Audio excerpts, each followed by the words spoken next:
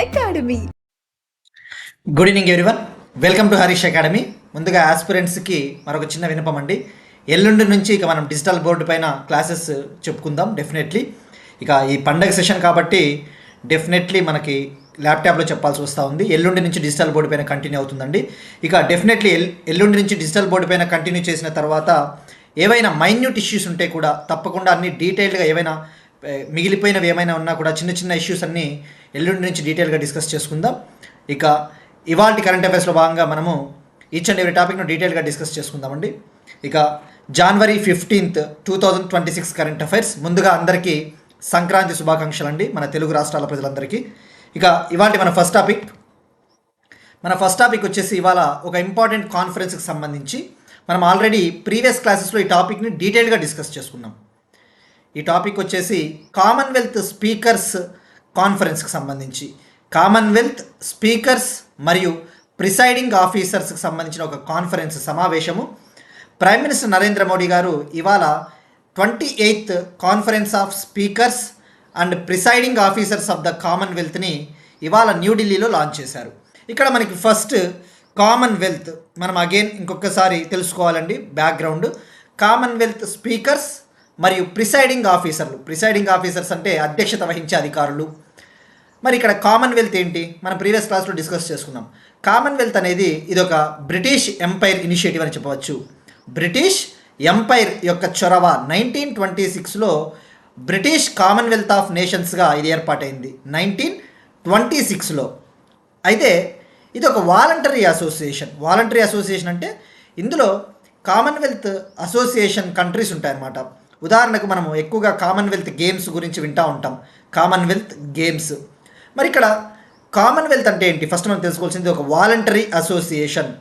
ఇది 1926లోనే ఏర్పాటైంది, కానీ అఫీషియల్గా అంటే ఒక అత్యాధునికంగా ఒక మోడర్నైజ్డ్ కామన్వెల్త్ అయితే 1949లో ఏర్పాటైంది. గుర్తుపెట్టుకోండి, 1949లో మోడర్నైజ్డ్ కామన్వెల్త్ ఆఫ్ నేషన్స్ ఏర్పాటైంది లండన్ డిక్లరేషన్ ద్వారా. ఏదైనా ఒక కాన్ఫరెన్సు, ఏదైనా ఒక గ్రూపింగ్ వార్తలో ఉన్నప్పుడు అది ఏ డిక్లరేషన్ ద్వారా ఏర్పాటైంది అని తెలుసుకోవాలి. 1949లో లండన్ డిక్లరేషన్ ద్వారా ఏర్పాటైంది.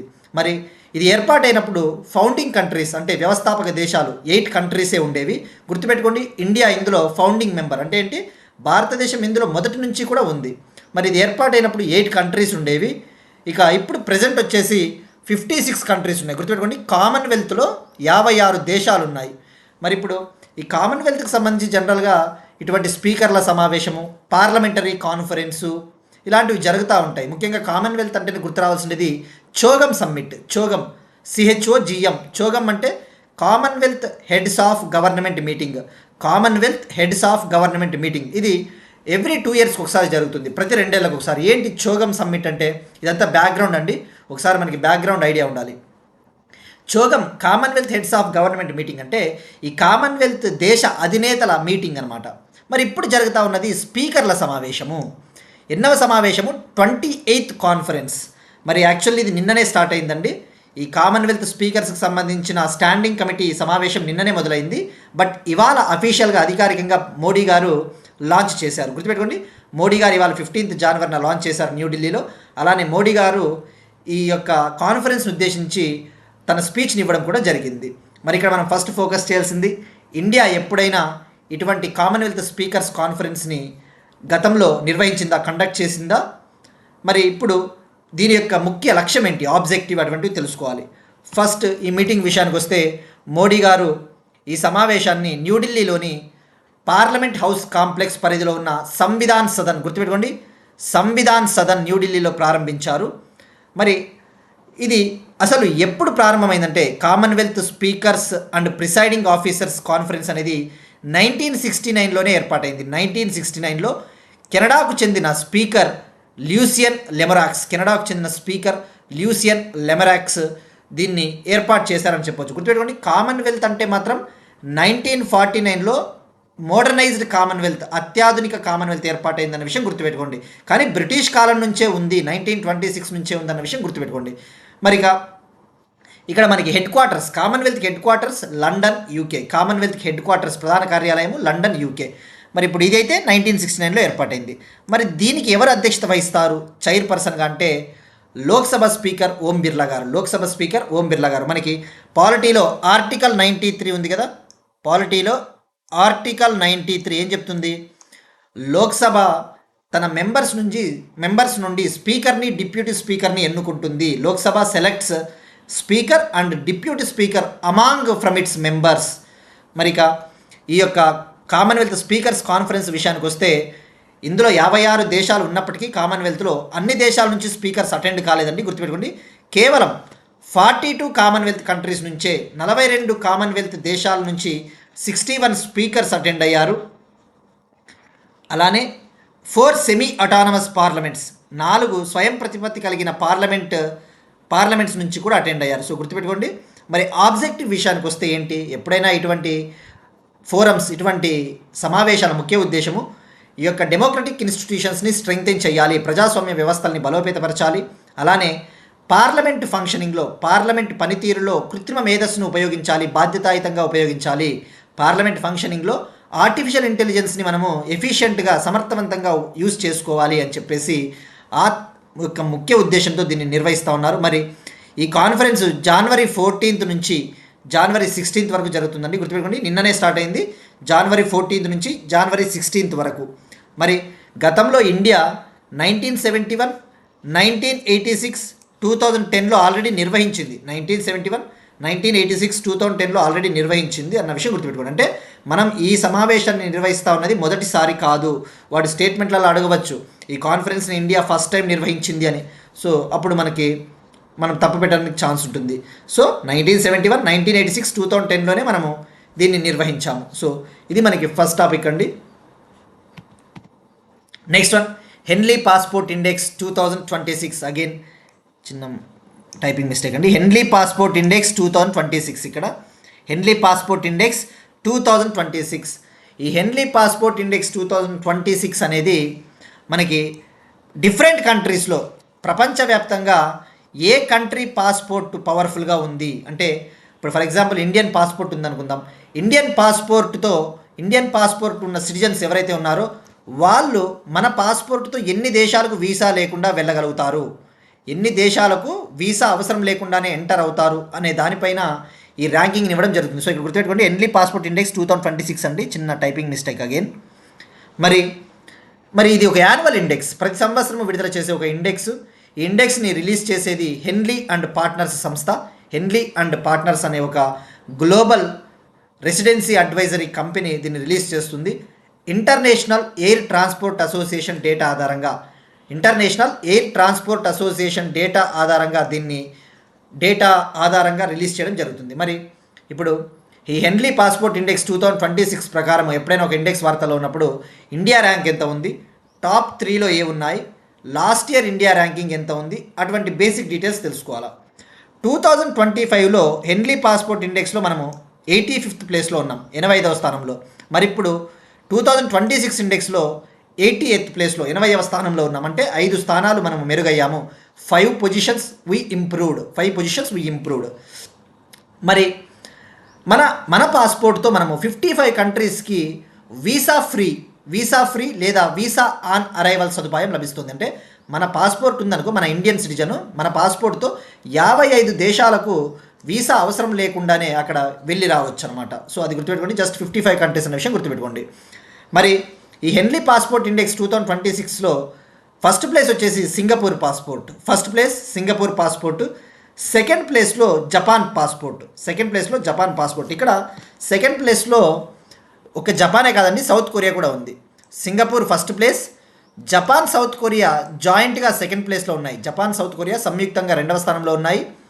మరి థర్డ్ ప్లేస్లో Denmark, Switzerland, Sweden, Spain, Luxembourg సంయుక్తంగా 3వ స్థానంలో ఉన్నాయి. సో ఇక్కడ డెన్మార్క్ అనేది గుర్తుపెట్టుకోండి, థర్డ్ ప్లేస్లో.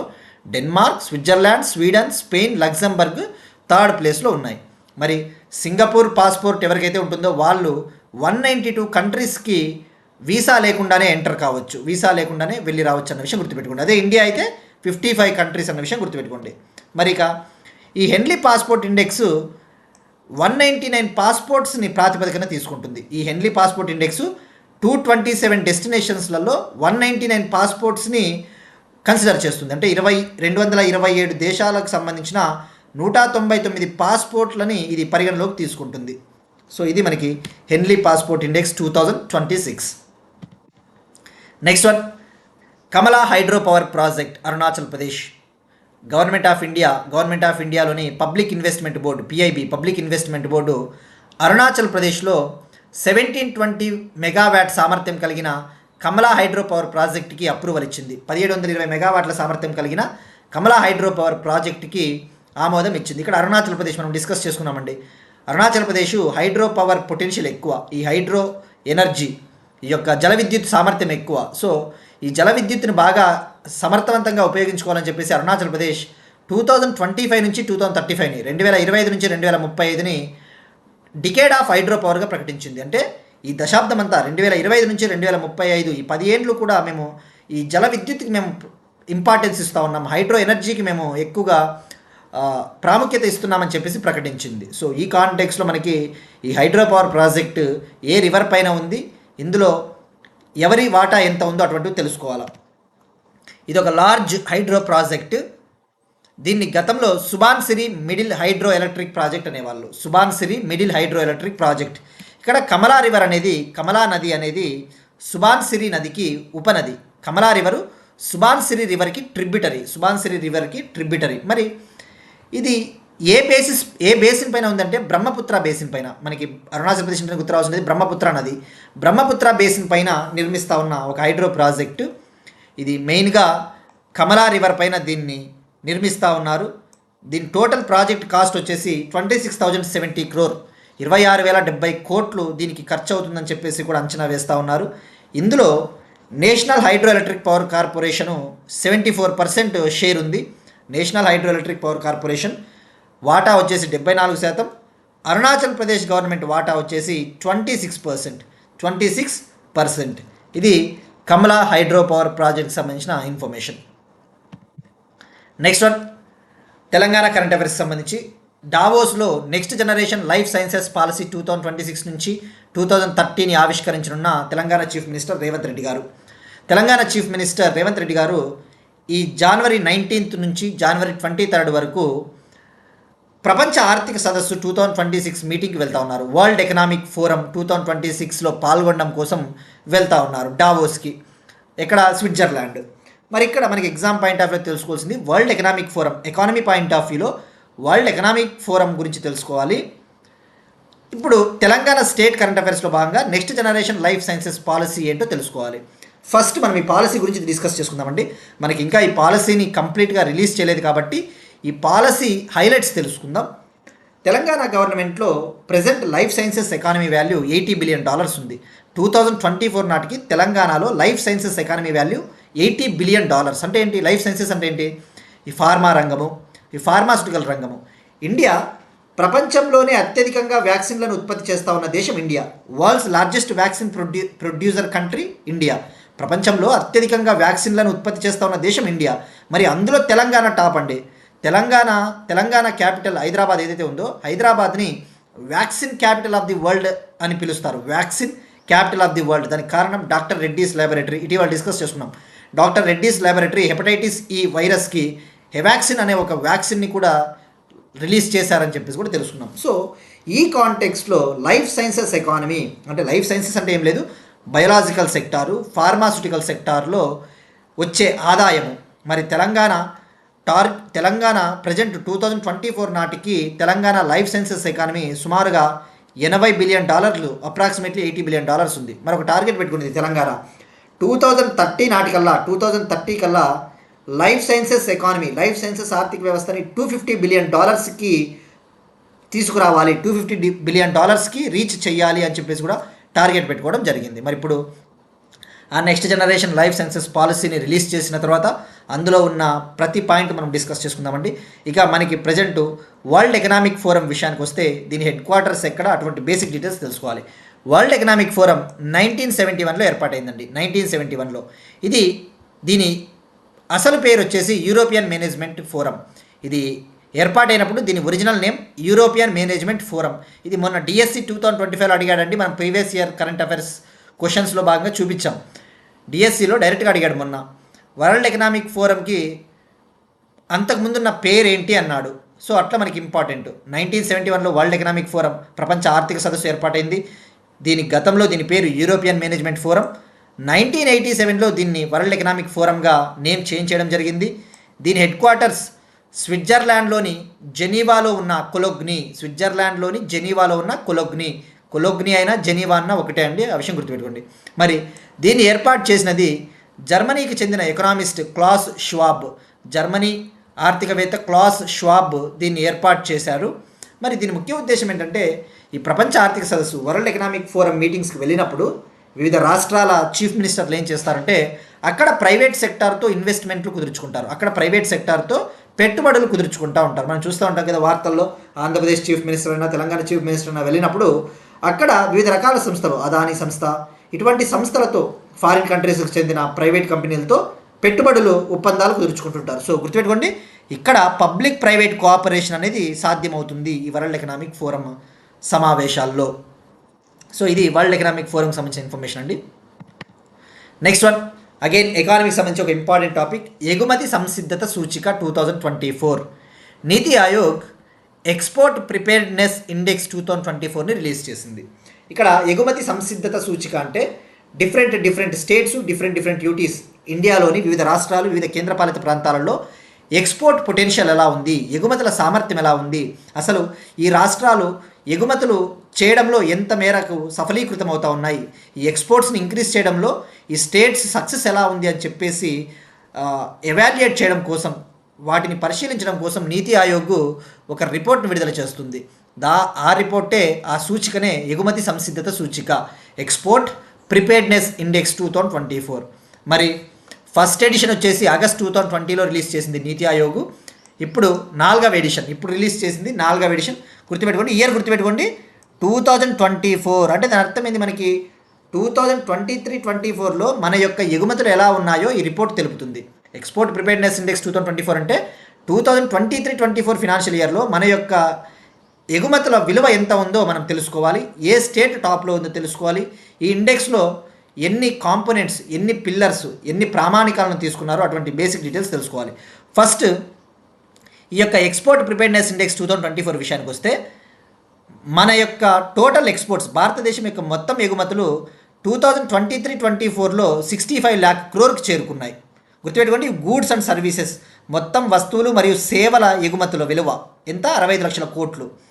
మరి ఈ యొక్క ఎక్స్పోర్ట్ ప్రిపేర్డ్నెస్ ఇండెక్స్ 4 పిల్లర్లని ప్రామాణికంగా తీసుకుంటుంది. 4 పిల్లర్స్, అందులో 13 సబ్ పిల్లర్స్ ఉంటాయి. పిల్లర్ ఈజ్ నథింగ్ బట్ ఒక పారామీటర్ అండి, ఒక ప్రామాణికము. 70 ఇండికేటర్స్, గుర్తుపెట్టుకోండి, 4 పిల్లర్స్, 13 సబ్ పిల్లర్స్, 70 ఇండికేటర్స్. మరి ఆ పిల్లర్లు కూడా తెలుసుకోవాలి, ఆ పిల్లర్కి వెయిటేజ్ ఎంత ఉందో కూడా తెలుసుకోవాలి. ఇక్కడ ఒక పిల్లర్ వచ్చేసి ఎక్స్పోర్ట్ ఇన్ఫ్రాస్ట్రక్చర్ అండి.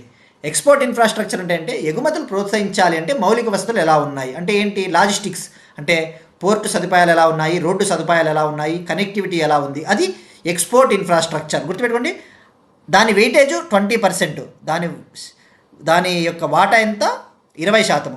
బిజినెస్ ఎకోసిస్టమ్ అంటే ఈ యొక్క వాణిజ్యం చెయ్యాలి అంటే వాతావరణం ఎలా ఉంది, అంటే ఆ దేశ ఎకానమీ ఎలా ఉంది, ఆ దేశంలో ఆర్థిక వ్యవస్థ ఎలా ఉంది, ఆ దేశంలో నూతనాత్మక ఆవిష్కరణలు ఎలా ఉన్నాయి, అటువంటివి. ఇక్కడ మీకు ఇచ్చానండి ఇంగ్లీష్లో, మీరు స్క్రీన్ షాట్ తీసుకోండి, ఇంగ్లీష్ మీడియం వాళ్ళు.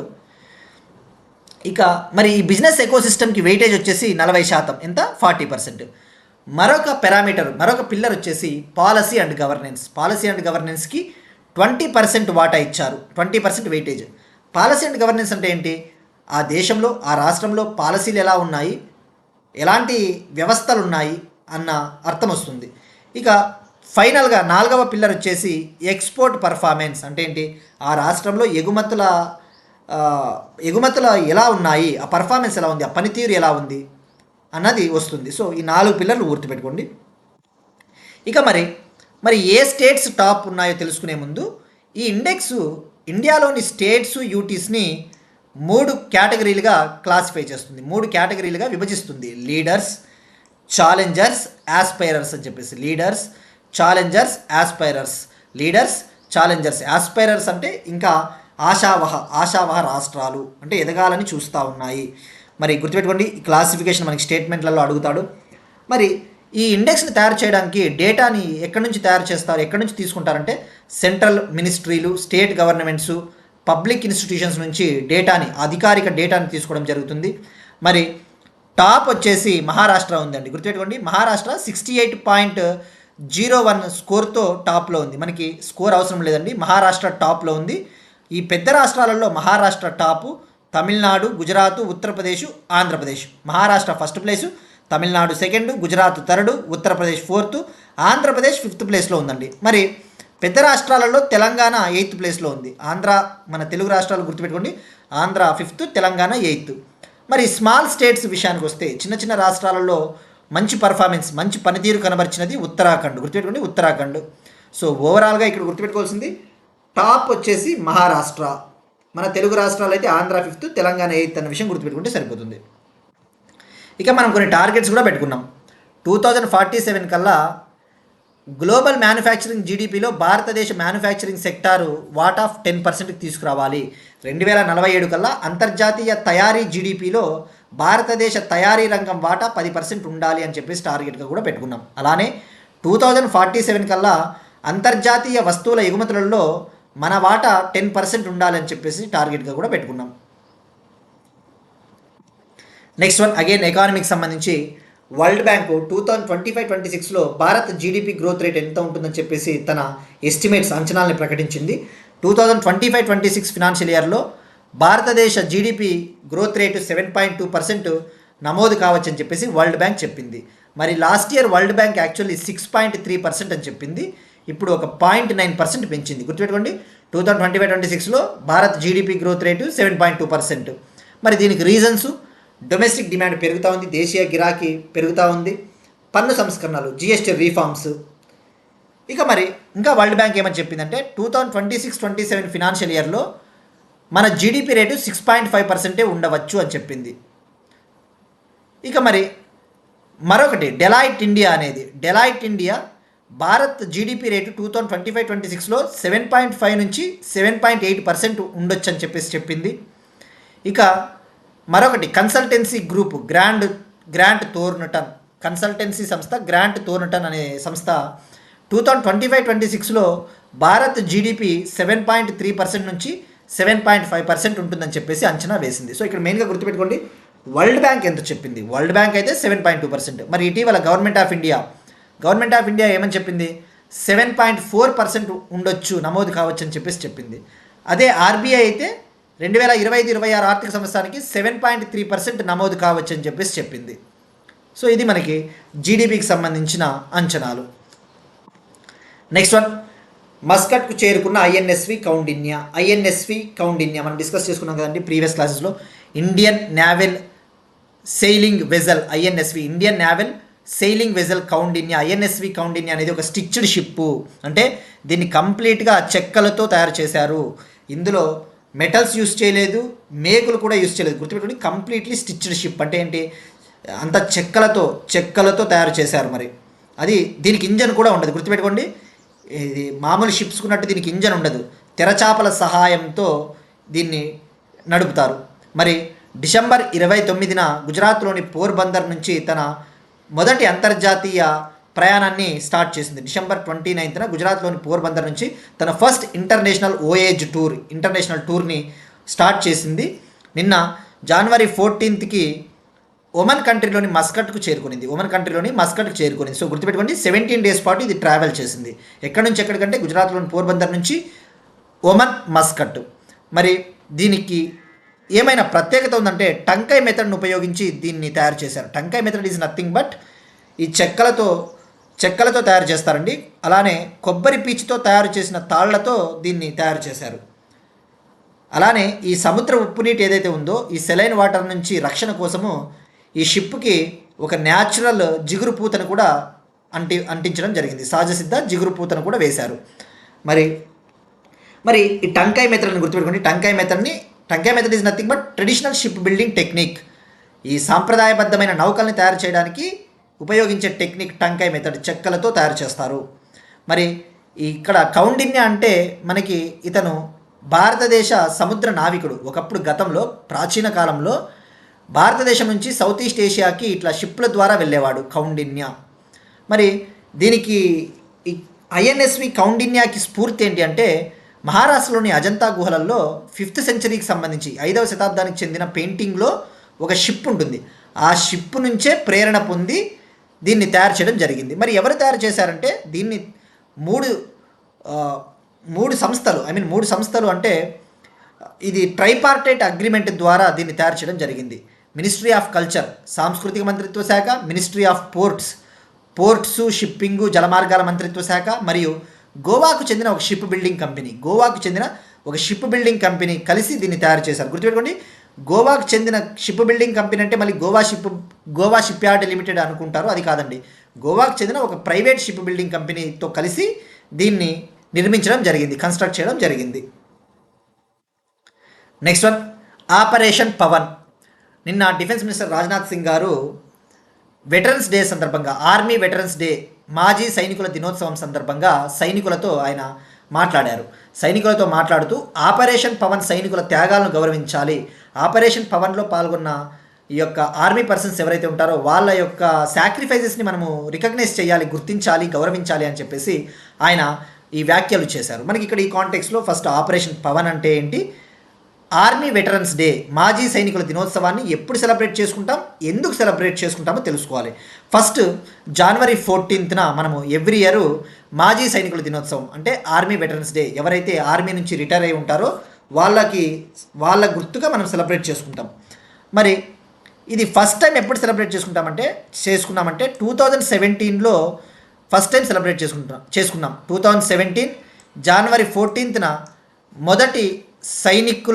మొదటి మాజీ సైనికుల దినోత్సవాన్ని సెలబ్రేట్ చేసుకున్నాం. ఎందుకు సెలబ్రేట్ చేసుకున్నామంటే 1953లో January 14th భారతదేశ మొదటి army commander in chief field marshal KM Cariappa garu ఆయన రిటైర్ అయ్యారు. 1953 January 14th భారతదేశ మొదటి commander in chief, India's first army commander in chief, కర్ణాటకకు చెందిన KM Cariappa, field marshal KM Cariappa retire అయ్యాడు. ఆ రిటైర్ అయినందుకు సందర్భంగా ఎవ్రీ ఇయర్ January 14th ఈ ఆర్మీ వెటరన్స్ డేని సెలబ్రేట్ చేసుకుంటాం. ఆ విషయం గుర్తుపెట్టుకోండి. ఇక ఆపరేషన్ పవన్ విషయానికి వస్తే, ఆపరేషన్ పవన్ అనేది ఇది శ్రీలంకలో మనము నియమించిన భద్రతా దళాల మిషన్ అని చెప్పవచ్చు. శ్రీలంకలో 1983 నుంచి 2009 వరకు సివిల్ వార్ జరిగింది. ముఖ్యంగా శ్రీలంక గవర్నమెంట్కి ఎల్టీటీఈకి, లిబరేషన్ టైగర్స్ ఆఫ్ తమిళ్ ఈలం అనేసి ఎల్టీటీఈ ప్రభాకరన్ ఉంటారు కదా, ఆ లిబరేషన్ టైగర్స్ ఆఫ్ తమిళ్ ఈలం అంటే తమిళ గ్రూప్కి శ్రీలంక గవర్నమెంట్కి 1983 నుంచి 2009 వరకు ఒక సివిల్ వార్ జరిగింది. అప్పుడు శ్రీలంకలో అంతర్యుద్ధం వచ్చింది. ఆ శ్రీలంకలో ఈ ఎల్టీటీఈ తీవ్రవాదులు ఏం చేశారంటే శ్రీలంకలోని జఫ్నా అనే ప్రాంతాన్ని స్వాధీనం చేసుకున్నారు, ఆక్యుపై చేసుకున్నారు. సో శ్రీలంక భారతదేశ సహాయం అడిగింది. సో 1987లో ఇండియాకి శ్రీలంకకి మధ్య ఒక ఒప్పందం కుదిరింది. ఆ ఒప్పందంలో భాగంగా భారతదేశము ఆపరేషన్ పవన్లో భాగంగా శ్రీలంకలో భారత భద్రతా దళాలను అక్కడికి పంపించింది. ఆ భారత భద్రతా దళాలు ఎవరైతే ఉంటారో వాళ్ళు ఏం చేశారు, ఆ ఎల్టీటీఈ తీవ్రవాదులు ఆ జాఫ్నా ప్రాంతాన్ని ఆక్రమించుకోకుండా వాళ్ళు కాపాడారు మన భారత భద్రతా దళాలు. సో ఆపరేషన్ పవన్ ఎప్పటి నుంచి ఎప్పటి వరకు కొనసాగిందంటే December 1987 నుంచి 1990 వరకు కొనసాగింది. మరి 1987లో ఇండియాకి శ్రీలంకకి మధ్య ఒప్పందము ఎవరి మధ్య కుదిరింది అంటే ఎవరి హయాంలో అంటే భారత మాజీ ప్రైమ్ మినిస్టర్ రాజీవ్ గాంధీ గారు మరియు శ్రీలంక మాజీ ప్రెసిడెంట్ జేఆర్ జయవర్ధన మధ్య కుదిరిన అగ్రిమెంట్ ఇది. సో ఇది operation Pawan. Next one, appointments. National investigation agency director జనరల్గా